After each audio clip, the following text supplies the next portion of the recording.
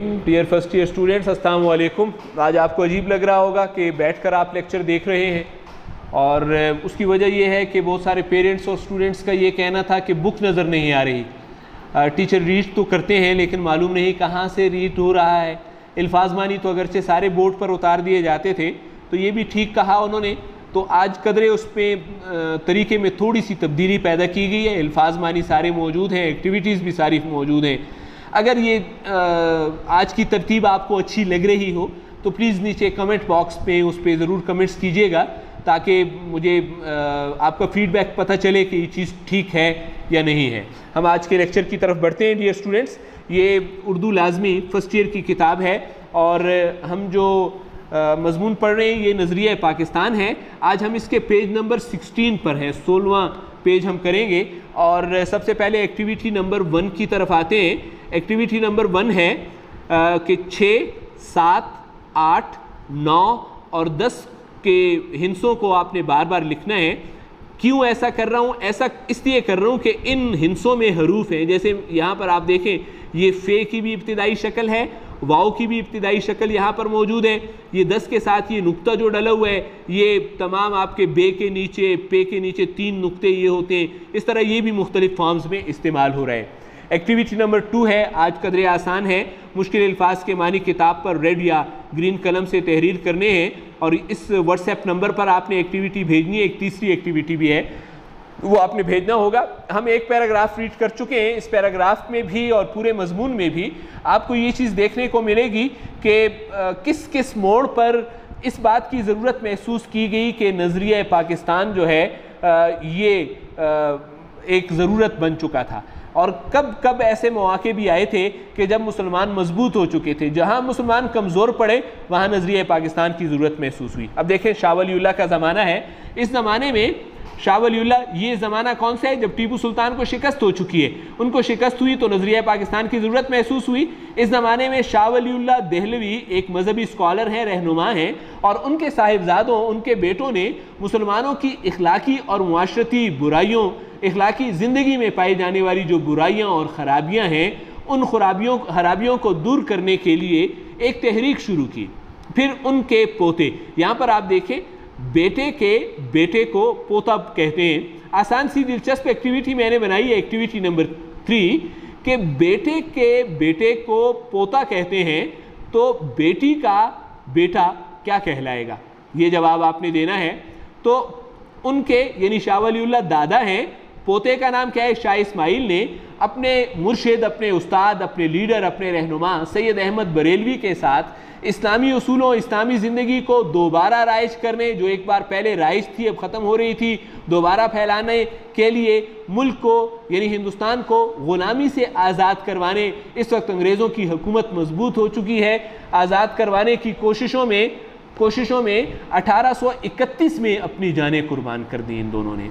किन दोनों ने कुर्बान की हैं? शाह इस्माइल शहीद और उनके मुर्शद सैयद अहमद बरेलवी ने अपनी जानें कुर्बान कर दी।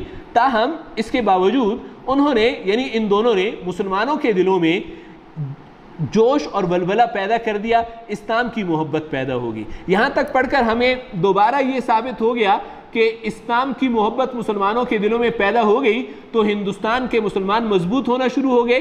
तो सवाल ये है, क्या इन लोगों के लिए नज़रिया पाकिस्तान की ज़रूरत है अभी? तो यहाँ तक पहुँचकर हम देख रहे हैं कि नज़रिया पाकिस्तान की ज़रूरत इन लोगों के लिए नहीं है। चुनाचे लेकिन क्या हुआ, एक और इंसिडेंट हुआ। आप देखें, डॉक्टर गुलाम मुस्तफ़ा खान किस तरतीब के साथ इन सारे वाक़यात को बयान कर रहे हैं कि अब इसके बाद जब मुसलमान मजबूत हो गए तो 1857 की जंग आज़ादी लड़ी गई। ये जंग मुसलमानों और अंग्रेज़ों के दरमियान लड़ी गई थी, और इस जंग में मुसलमानों को शिकस्त हुई थी। मुसलमानों ने फिर अपने कदम जमाने की कोशिश की, मुसलमानों ने अपने आप को मजबूत करने की कोशिश की थी कि हमारे कदम जम जाए हिंदुस्तान पर। लेकिन अंग्रेज़ी इक़्तिदार, अंग्रेज़ों की जो हुकूमत है, ब्रिटिश गवर्नमेंट जो है, वो अब हिंदुस्तान में जो तिजारत की गरज से आए थे, लेकिन 1857 के बाद वो इक़्तिदार में आ गए, हुकूमत में आ गए, और एक मुस्तहकम मजबूत हुकूमत उनकी हो चुकी थी। क्या अब मुसलमान दोबारा सर उठा सकते हैं? नहीं। यहाँ पर पहुँचकर आपको अब किस चीज़ की ज़रूरत पेश आ रही है? आपके जहन में यकीनन इसका जवाब होगा नज़रिया पाकिस्तान की। इसलिए उन्हें कामयाबी हासिल न हो सकी, मुसलमानों को कामयाबी हासिल नहीं हुई। इस ज़माने में सर सैयद अहमद ख़ान वही हैं जिनका आपने पहला मजमून पढ़ा था आपके निसाब में। ये देखें, पहला मजमून अपनी मदद आप सर सैयद अहमद ख़ान का है। अब इनका मजमून हमने पढ़ा और आज इनके बारे में हम पढ़ रहे हैं। डॉक्टर ग़ुलाम मुस्तफ़ा खान आज इनके बारे में हमें बता रहे हैं। तो सर सैयद अहमद ख़ान की हिदमात क्या हैं? उन्होंने पहली हिदमत तो ये मजबूरन, अब ये मजबूरी है, ये इस बात को अब मजबूरी कहा जा सकते हैं। क्या मजबूरी है? मजबूरी ये है कि अंग्रेज़ों ने आप पर हुकूमत कर ली है, अब आप अंग्रेज़ों से दुश्मनी करेंगे तो अंग्रेज़ आपको और बुरा समझेंगे। तो उन्होंने असूल क्या इख्तियार किया? अंग्रेज़ों से मुफाहमत कर लो, इनके साथ दोस्ती करो, इनके साथ अच्छे ताल्लुकात इख्तियार करो। क्यों? ताकि इनके दिल में तुम्हारे लिए नरमी पैदा हो। वो तो ऑलरेडी तुम्हारे दुश्मन हो चुके हैं, तो दुश्मन के साथ दोस्ती जब करोगे, अच्छे ताल्लुक़ करोगे, तो एक तो अंग्रेज़ों का दिल नरम हो जाएगा, दूसरा सर सैयद अहमद ख़ान का असूल ये था कि अंग्रेज़ों के साथ दोस्ती करोगे तो तुम्हें इस दुश्मन की कमज़ोरियों का इल्म हो जाएगा और इनको शिकस्त देने में आसानी होगी। तीसरा, सर सैयद अहमद ख़ान ये समझते थे कि अंग्रेज़ी और जदीद अलूम हासिल करने के नतीजे में ही मुसलमान तरक्की कर सकते हैं। आपको मैंने 3 वजूहात बता दी हैं इस मुफाहमत की। गनीमत जाना, यही बेहतर जाना, और मुसलमान कौम की इखलाकी और तहजीबी इस्लाह पर तवज्जो दी, इनकी ज़िंदगी को दुरुस्त किया। यहाँ पर आपको याद होगा कि सर सैयद अहमद ख़ान के एक रिसाले का भी जिक्र है कि तहजीबुल इखलाक आप अपनी किताबों में ज़रूर नोट कर लीजिएगा, मैंने नोट नहीं किया हुआ यहाँ पर। तहजीबुल इखलाक के ज़रिए उन्होंने मुसलमानों की तहजीबी इस्लाह पर तवज्जो दी और इनके दिलों से, यानी मुसलमानों के दिलों से एहसास कमतरी दूर करने की कोशिश की। हम इस एहसास कमतरी किसको कहते हैं? कि आप कंपैरिजन करने लगें 2 कौमों के दरमियान या 3 कौमों के दरमियान और आपको अपना आप छोटा महसूस होने लगे, तो इस एहसास को आप एहसास कमतरी कहेंगे। आप अंग्रेज़ों और हिंदुओं के साथ अपना कंपैरिजन कर रहे हैं, अंग्रेज़ों के पास हुकूमत है, आपके पास हुकूमत नहीं है, आप एहसास कमतरी का शिकार हैं। हिंदुओं ने कारोबार संभाल लिया और अंग्रेज़ों ने उनको बड़ी बड़ी सरकारी मुलाजमतें दे दी, आपका कारोबार ख़राब हो गया और आपको अंग्रेज़ों ने सरकारी मुलाजमतों से भी निकाल दिया, तो आप एहसास कमतरी का शिकार हो गए। और सर सैयद अहमद ख़ान ने इस एहसास कमतरी को दूर करने की कोशिश भी की। ये सर सैयद अहमद ख़ान की कोशिशों का जिक्र हुआ। अब देखें, यहाँ पर भी पहुँचकर अगर मुसलमान मजबूत हो जाए तो नज़रिया पाकिस्तान की ज़रूरत नहीं है। 1885 एक और सन है, इसमें हिंदुओं ने कांग्रेस की बुनियाद डाली, आगाज़ कर दिया, एक सियासी जमात है और जाहिर ये किया, ज़ाहरी मकासद क्या थे कांग्रेस के, कि वो मुल्क यानी हिंदुस्तान, उस वक्त हिंदुस्तान था, इसकी तमाम कौमों को इनके हकूक़ दिलवाएंगे कि हिंदुस्तान की तमाम कौमें जो हैं, अब तमाम कौमें कौन सी हैं? हिंदू रहते हैं, सिख रहते हैं, ईसाई रहते हैं, इन तमाम लोगों को इनके हकूक़ मिल जाएंगे, यानी इनके हकूक़ दिलवाएंगी। आप देखें कौम को हकूक़ क्या मिल सकते हैं? तालीम की कोशिशें होंगी, इनकी सेहत की कोशिशें होंगी, अंग्रेज़ों से आज़ादी मिलेगी, इनको हुकूमत में बराबर हिस्सा मिलेगा। किन लोगों को? हिंदुओं को, सिखों को, ईसाइयों को। कौन लोग कह रहे थे? कांग्रेस के लोग कह रहे थे ऐसा होगा। लेकिन बाद में पता चला कि अब ये हकीकी मकासद का पता चला कि वो सिर्फ हिंदू, वो के ऊपर देखे मैंने हिंदू डाल दिया या कांग्रेस डाल दिया, अपने हकूक़ का तहफ़्फ़ुज़ चाहते हैं, हिंदुओं के हकूक़ की हिफाजत करते हैं। उन्होंने मुसलमानों को इनके कारोबार से भी महरूम करने की कोशिश की। तो ये कौन से हकूक़ होते हैं कि आप मुसलमानों से उनका रोज़गार छीन रहे हैं? और एक और, सरकारी मुलाजमतों पर भी काबिज़ हो गए, सरकारी नौकरियां जो हैं वो उन्होंने हिंदुओं को दे दी और अंग्रेज़ों ने हिंदुओं को दे दी और मुसलमानों के पास नौकरियां नहीं रही। नीज़ इसके अलावा, ये मुझसे रह गया, इसके अलावा यहाँ पर एक्टिविटी नंबर 3 है। एक्टिविटी नंबर 3 आगे आ रहा है, उन्होंने मुसलमानों की मुश्तरका ज़ुबान, ये मुसलमानों की ज़ुबान तो उर्दू सुना था, ये मुसलमानों की ज़ुबान के साथ आज हमने मुश्तरका का लफ्ज़, यानी तमाम मुसलमानों की इकट्ठी एक ही ज़ुबान। भाई ये इकट्ठी एक ही ज़ुबान का क्या मतलब है? ये आपकी एक्टिविटी है कि डॉक्टर ग़ुलाम मुस्तफ़ा ने उर्दू ज़ुबान को मुसलमानों की मुश्तरका ज़ुबान क्यों कहा है? मैं भी जवाब दे सकता हूँ, लेकिन आप सर्च करें, सर्च करने पर आपको जवाब मिल जाएगा, वरना मैं दे दूँगा। उर्दू ज़ुबान के मुकाबले में हिंदी, जो कि हिंदुओं की ज़ुबान है, इसको कायम कर दिया, यानी वो इसको सरकारी और दफ्तरी ज़ुबान बनाना चाहते थे, बल्कि तालीमी ज़ुबान भी उसको बनाना चाहते थे। सर सैयद ने मुसलमानों को हिंदुओं की इस कांग्रेस और इनकी सियासत से, जो मुसलमानों के ख़िलाफ़ इस्तेमाल हो रही थी, अलहदा करने की कोशिश की। चूँकि आपने देखा कि पहले कायद आज़म और बड़े बड़े रहनुमा भी कांग्रेस में शामिल थे, और उनके एक दोस्त, सर सैयद के एक दोस्त मौलाना मोहम्मद कासिम ने देवबंद में, एक जगह का नाम है, हिंदुस्तान का शहर है, मुसलमानों की दीनी तालीम की तरफ तवज्जो दी। यानी अब ये मुसलमानों की दीनी तालीम की तरफ तवज्जो क्यों दे रहे हैं कि इस्लामी तालीम के ज़रिए मुसलमानों को दोबारा मजबूत कर दिया जाए। फिर सर सैयद के एक और रफ़ीक, एक और दोस्त हैं नवाब वक़ारुल मुल्क ने 1906 में कुल हिंद, पूरे हिंदुस्तान में मुस्लिम लीग मुसलमानों की एक जमात रखी। इसके नाम से मुसलमानों की एक अलग तंजीम, सियासी जमात की बुनियाद डाली, आगाज़ किया। ये तंजीम ढाके में कायम हुई। ढाके में इसकी बुनियाद रखने की वजह क्या थी?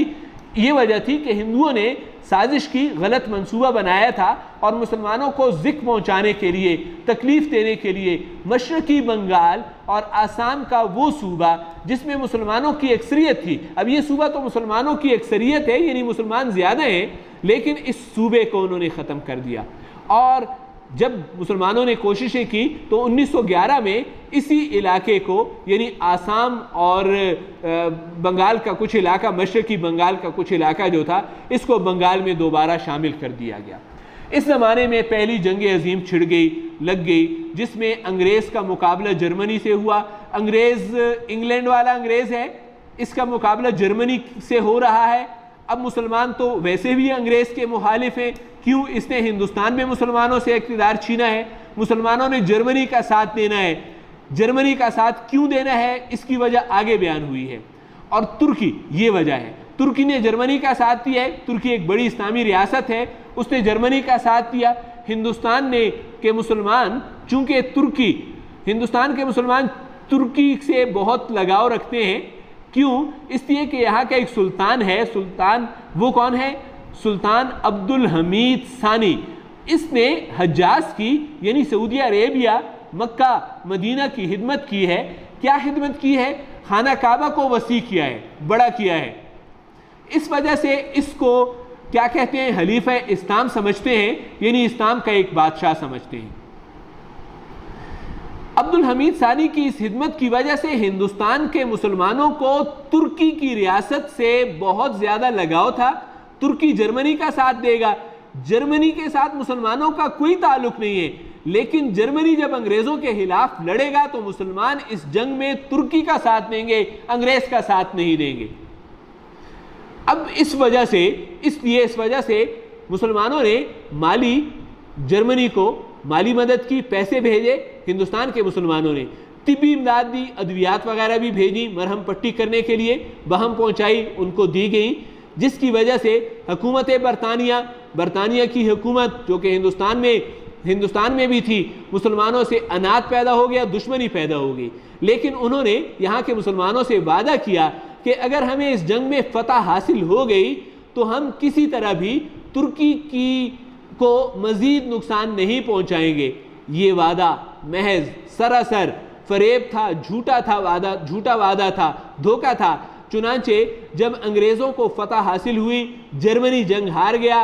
पहली जंग अज़ीम में जर्मनी को शिकस्त हुई, अंग्रेज़ों ने जंग जीत ली, तो वो अंग्रेज़ अपने वादे से फिर गए और उन्होंने तुर्की की सल्तनत के टुकड़े टुकड़े कर दिए। यहाँ के मुसलमानों को इस फरेब की वजह से बहुत तकलीफ़ पहुँची और उन्होंने खिलाफत, तुर्की रियासत के तहफ़्फ़ुज़, हिफाजत के लिए मौलाना मोहम्मद अली जौहर हिंदुस्तान और इनके बड़े भाई मौलाना शौकत अली की रहनुमाई में तहरीक खिलाफत शुरू की।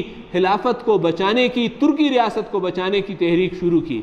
लेकिन इस ज़माने में हिंदू इस तहरीक के खिलाफ खड़े हुए। उन्होंने मुसलमानों को हिंदू बनाने के लिए एक तहरीक का आगाज़ किया। इस तहरीक का नाम है शुदी तहरीक। शुदी यानी पाक करना। जब मुसलमान हिंदू बन जाएंगे तो हिंदुस्तान की रियासत मुसलमानों से पाक हो जाएगी। इसलिए शुदी तहरीक का आगाज़ किया गया। अब आप सोचें कि क्या इस सूरत में मुसलमानों को नए वतन की ज़रूरत है या नहीं है? नज़रिया पाकिस्तान की ज़रूरत है। मुसलमान हरगिज़ हिंदू नहीं बने, तो फिर दूसरी तहरीक का आगाज़ हुआ। इनको ख़त्म करने के लिए संगठन जैसी तहरीक की बुनियाद डाली गई। ये तहरीक क्या है? मुसलमानों को कत्ल करो, हंगामे करो, इनके मजहबी मुकामात को जलाओ, इनको मारो, इस तहरीक का आगाज़ हुआ। ये सारी बातें मुसलमानों को नज़रिया पाकिस्तान की तरफ लेकर जा रही हैं। डियर स्टूडेंट्स, उम्मीद है कि आपको आज के लेक्चर की समझ आ गई होगी और अल्फाज मानी आपने नोट कर लिए होंगे, और लेक्चर का ये तरीका भी उम्मीद है कि आपको अच्छा लगा होगा। कमेंट बॉक्स पर में ज़रूर कमेंट्स कीजिएगा, अगर इसमें कोई कमी है तो ज़रूर बताइएगा। अपना बहुत ख्याल रखें। शुक्रिया, वस्सलाम, खुदा हाफिज़।